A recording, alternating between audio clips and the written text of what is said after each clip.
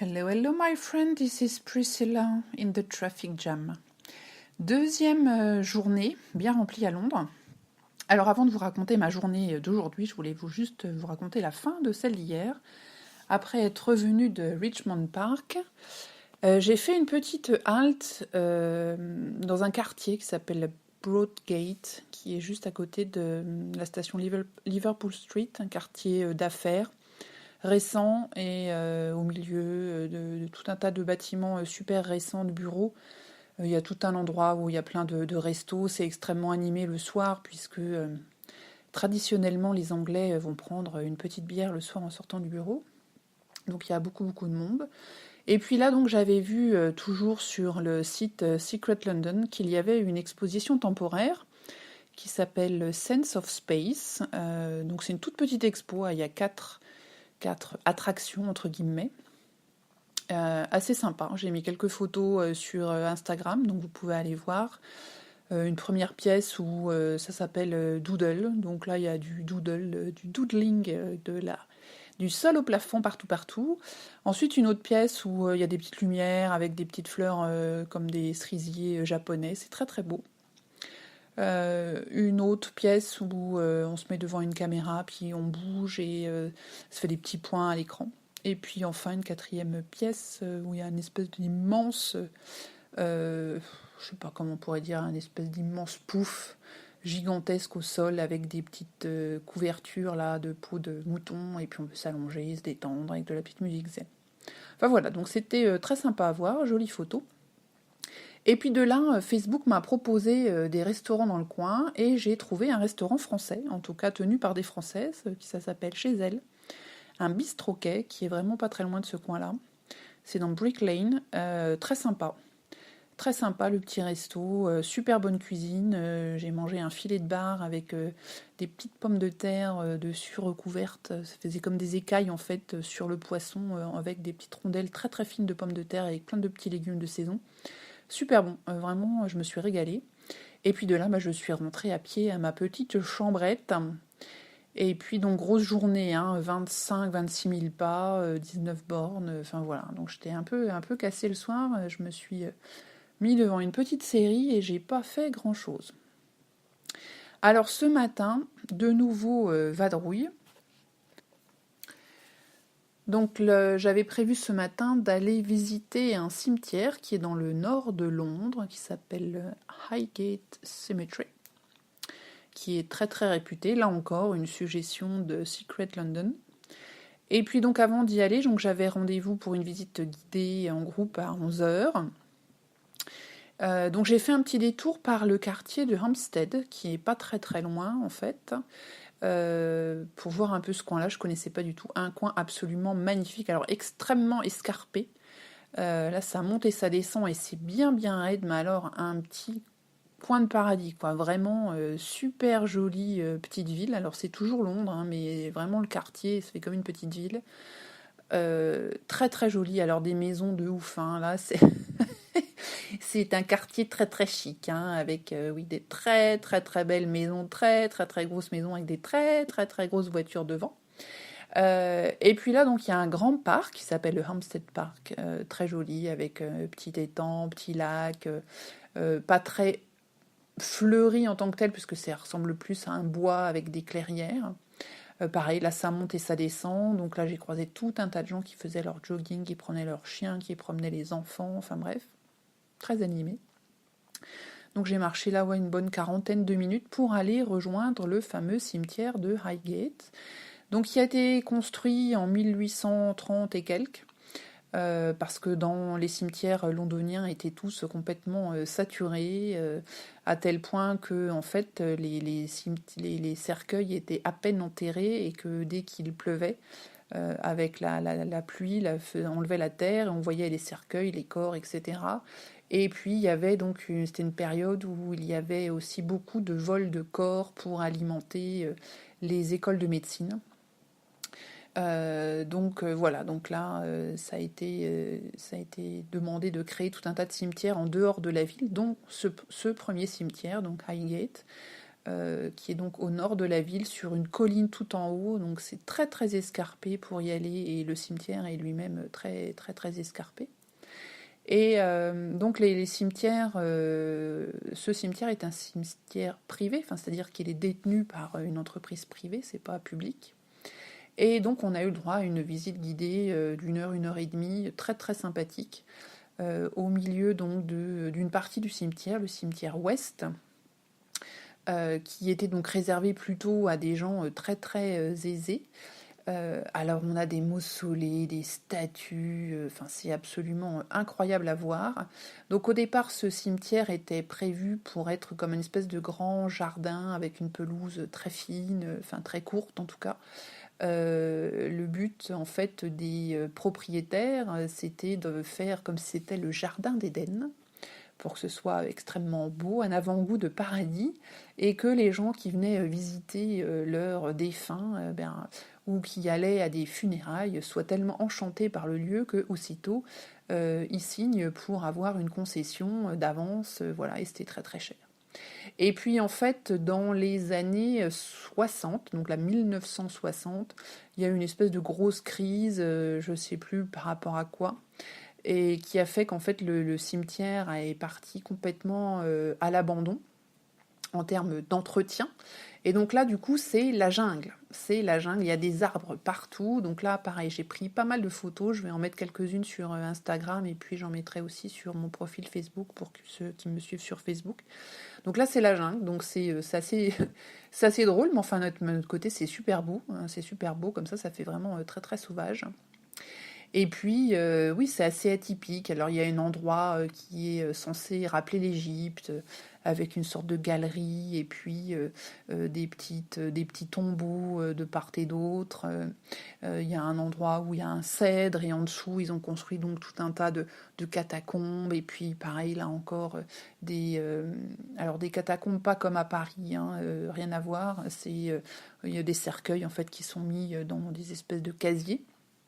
Donc là, j'ai appris que du coup, quand on mettait les gens dans des casiers comme ça, ou dans des caveaux, qui n'étaient pas donc dans la terre, on doit les mettre dans des cercueils. Alors à l'époque, c'est des cercueils en plomb. Maintenant, c'est a priori des cercueils en zinc, parce que le corps ne peut pas se décomposer dans la terre, et que forcément, il ne faut pas que ça fuite de partout, donc c'est des choses en métal.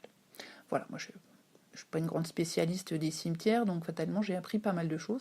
C'était super super intéressant comme visite, le guide vraiment un passionné, un historien, un professeur d'histoire, et vraiment bien, vraiment j'ai appris plein de choses, c'était très très enrichissant, hein, bien que ce soit pas un endroit super gai. Mais là, il y avait vraiment des belles choses à voir, des magnifiques statues, et puis cet endroit avec tous ces arbres, toute cette végétation hyper luxuriante. En plus, il faisait encore très très beau aujourd'hui à l'ombre, donc c'était vraiment une balade super agréable. Voilà, et puis dans ce même cimetière, il y a quelques grands noms, hein, George Michael, il y a Karl Marx et tout un tas d'autres. Voilà, donc c'était ce matin. Et puis donc ensuite, je suis retournée donc dans le centre de Londres. Alors de là, c'est en banlieue, mais c'est pas loin, hein, c'est quoi, 3 stations de Euston Square, hein, donc c'est vraiment, on n'est pas loin, c'est en 15 minutes, on y est. Et d'ailleurs, ça me faisait assez flipper, parce que je savais qu'il fallait que je rentre pour aller récupérer un autre train pour mon activité de l'après-midi, donc j'avais un timing qui n'était pas très très serré, mais on est tellement dans la nature, dès qu'on est à Londres, dans ces parcs-là, et en plus il y en a partout, ils sont géants, vraiment c'est des grands parcs, hein, qu'on a l'impression qu'on est super loin du centre, mais loin. Et du coup, ça me fait toujours un peu flipper, parce que je me dis, ah là, j'ai un autre truc à faire. Et en fait, non, il y a 3 stations de métro, donc c'est bon, j'ai tout le temps. Donc bref, donc là je suis retournée donc sur Londres, j'ai pris une petite salade chez Pret, j'adore Pret. Ils font des super bonnes salades, et voilà, donc j'ai fait manger en terrasse parce qu'il faisait toujours beau. Bon, ça s'est couvert un peu, mais c'était quand même pas froid, donc c'était bien. Et puis là, j'ai repris un autre train pour aller cette fois à Watford, donc là, très au nord de Londres, puisque cet après-midi, j'avais rendez-vous pour faire le Harry Potter Tour des studios Warner Bros. Donc ça se réserve assez longtemps à l'avance, hein, parce qu'avec toutes mes allers-retours à Londres, c'est la première fois que j'arrive à avoir des billets. Bon, c'est aussi la première fois où, enfin non, c'est pas la première fois que je vis en semaine, mais j'y pense en tout cas à le faire en semaine plutôt que le week-end où là évidemment il y a beaucoup plus de touristes. Donc c'est assez bien organisé, hein. Vous allez jusqu'à Watford Station qui est donc à peu près, donc en fonction du train que vous prenez, c'est entre 15 et 35 minutes de Euston Station. Et puis, on paye avec la Oyster Card, hein, pour ceux qui veulent un jour y aller, il n'y a pas besoin de prendre un ticket en plus. Et puis de là, il y a un bus qui nous emmène spécialement à l'endroit de l'attraction. Voilà. Et donc, c'est une visite c'est des grands groupes, hein, puisqu'on a des horaires par demi-heure. Ils disent que ça dure jusqu'à 3 heures. Moi, j'ai passé 2 heures et quart, je crois, ou quelque chose comme ça. C'est franchement sympa à faire. Alors c'est bruyant, hein, parce qu'avec tous les gamins qui crient, qui sautent, machin, c'est voilà. Mais donc on voit tous les dessous de la création des costumes, des décors, des masques, des bêtes, des effets spéciaux, enfin j'en passe et des meilleurs. Sur le tournage d'Harry Potter, hein, sur les 10 ans que ça a pris là de faire les 8 épisodes.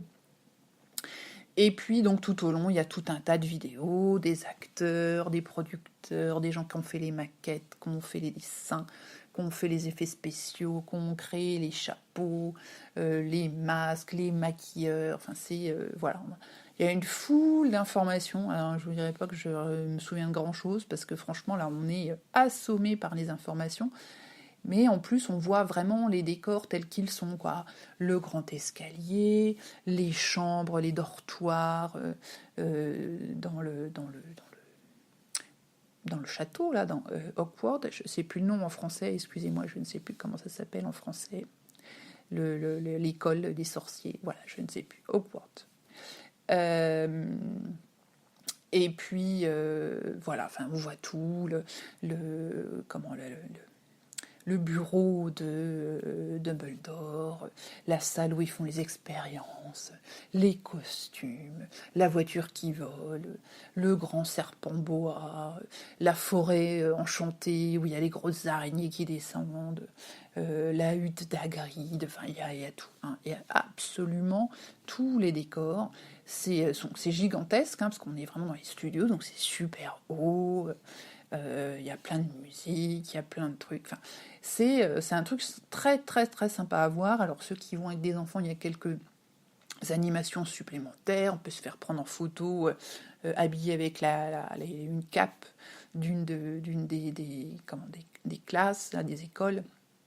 Et puis on est sur un broomstick, le balai là qui vole pour jouer au Quidditch. Voilà, enfin, il y a plein de petites animations pour les gamins, on peut prendre des photos. Il y a le train, il y a la plateforme, 9 3/4, enfin, tout, hein, tout y est. Donc, si vous êtes fan d'Harry Potter ou vos enfants, bah, évidemment, il faut aller faire un tour. Donc il y a plusieurs façons d'y aller. On peut partir depuis Londres Centre avec un bus, ça s'appelle le Golden Tour, ça coûte assez cher, je crois que ça va être dans les 100 pounds, hein. C'est quand même super cher, mais ça dure très très longtemps parce qu'on vous emmène, a priori on fait tout un tour dans Londres, bref. Et vous avez le droit en plus à un parcours particulier avec des guides, etc. Et puis sinon, il y a la façon classique. Vous prenez votre billet de train pour aller jusqu'à Watford. Alors, ça coûte pas très cher, hein, avec la Oyster Card, ça doit être 5 pounds ou un truc comme ça. Et puis là, vous avez prenez le bus qui vous coûte 2,5 livres. Et puis ensuite, bah, vous faites votre visite. Et là, moi, j'ai dû payer mon billet, je sais plus si c'est 39 ou 49 livres. 39, je crois. Voilà, et puis après vous faites votre tour, le temps que vous pouvez y passer le temps que vous voulez. Alors j'ai goûté la bière au beurre, hein, la fameuse dont on parle tout le temps. Alors moi j'ai pas du tout, mais alors pas du tout aimé. J'ai même pas fini mon verre, hein. J'en ai pris qu'à tout petit. Alors là j'ai cru que j'allais vomir. Enfin moi j'ai trouvé ça immonde, espèce de goût de caramel. Alors je suis pas fan de caramel, à part si des caramels au beurre salé. Mais en caramel, sauce, machin, j'ai horreur de ça. C'est un vague goût de caramel. Enfin, j'ai pas du tout apprécié le machin. Là, ça m'a. Bouf, pas bon. Bref. Et puis ensuite, eh ben, je suis retournée à Londres. Donc là, c'était un peu long, parce que je pense qu'il y avait une embrouille avec les bus. Là, on a attendu un sacré bout de temps dehors, et ce soir, il faisait un peu frais. Et puis de là, ben, je suis allée dans un de mes restaurants à burgers préférés qui s'appelle Honest. Ils font vraiment des super bons burgers. J'aimerais bien qu'en France, la chaîne s'installe. Parce que vraiment, c'est très sympa. Il y a même des burgers végétariens. Et ils en ont un qui est absolument mortel. Bref, donc non, vraiment, vraiment bien. Et puis de là, ben voilà, je suis quand même rentrée. Alors un petit peu moins de pas qu'hier, parce que même si ce matin j'avais pris un bon rythme avec ma grande balade dans la nature, ben, l'après-midi, forcément, j'ai beaucoup piétiné dans ce grand hall pour aller visiter donc les studios de Harry Potter. Donc là, j'ai beaucoup fait beaucoup moins de pas. Hein. Je crois que je vais être à peine à 20 000 ou un truc comme ça par rapport à mes 25-26 000 d'hier. Mais enfin, bon, bref, j'ai quand même bien crapahuté. Il a fait un temps super, donc je suis absolument ravie de mon séjour. Demain matin, ce sera shopping. Donc je ne vais pas vous raconter ma life sur le shopping. Je fais assez peu de shopping d'une façon générale parce que je ne suis pas une grande fan, mais si vous me suivez un peu sur le streetcast, vous savez qu'avec ma grande taille qui est totalement en dehors des standards français, j'ai énormément de mal à m'habiller en France. Donc voilà, donc je profite des autres pays européens, l'Allemagne, l'Angleterre, où je peux trouver des grands pantalons avec des grandes jambes, des chemisiers avec des grands bras. Voilà. Donc j'ai 2-3 bricoles à aller acheter donc demain matin. Et puis demain après-midi, je vais rester dans Londres, mais là, pareil, le grand Londres, pas de parc, plutôt les bords de la Tamise, mais ça, je vous raconterai ça dans le prochain épisode. Voilà, voilà. Bah écoutez, c'est tout pour aujourd'hui. Je vous souhaite à tous une très bonne soirée, une très bonne journée. Et puis, je vous dis à très vite. Bye bye.